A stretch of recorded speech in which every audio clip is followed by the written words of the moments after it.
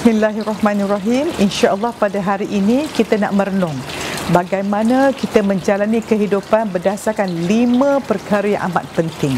Yang pertama, kita nak tengok macam mana kita menjaga kesihatan kita.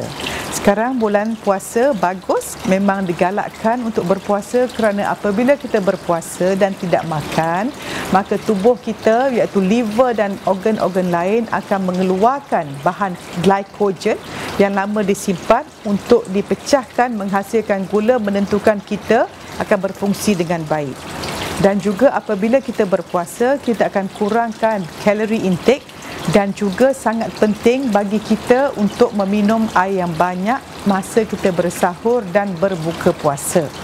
Dan yang penting dari segi kesihatan juga ialah kesihatan minda kita.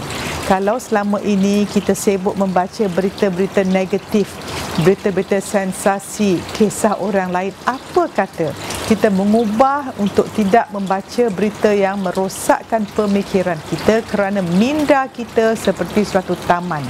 Setiap berita negatif yang kita dapat akan menghasilkan pokok-pokok beracun jika benih beracun yang dimasukkan.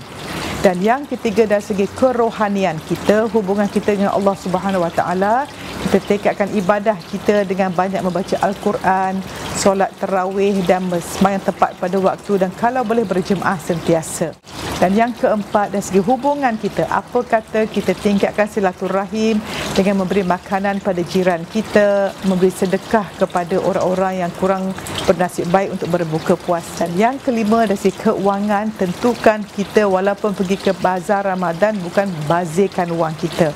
Kita pergi ke bazar Ramadan untuk mungkin menyokong ekonomi orang lain, tetapi beli secara berpatutan. Dan kepada semua peniaga, tentukan kita mendapat rezeki yang halal kerana kita menyediakan makanan yang bersih dan bebas daripada bahan perasa untuk menjaga kesihatan pelanggan kita. Assalamualaikum.